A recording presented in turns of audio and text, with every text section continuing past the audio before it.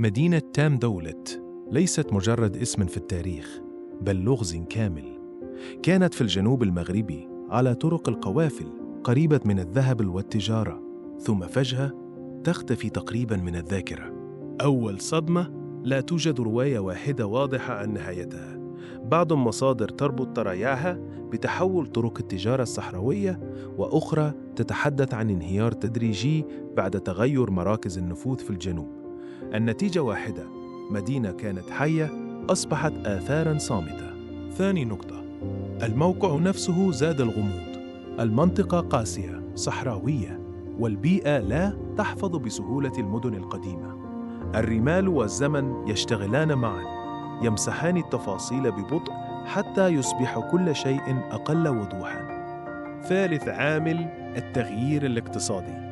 عندما تتحول طرق التجارة تموت مدن كاملة، لا لأنها دمرت، بل لأنها فقدت دورها. تام دولت كانت مرتبطة بشبكة قوافل، وعندما تغير المسار بدأ الذبول.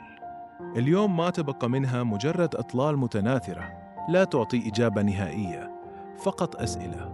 هل سقطت فجأة؟ أم اختفت تدريجياً؟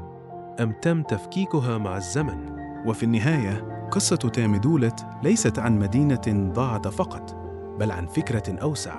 المدن لا تموت دائماً بالحروب، أحياناً تموت بصمت عندما يتغير الطريق وينساها الناس.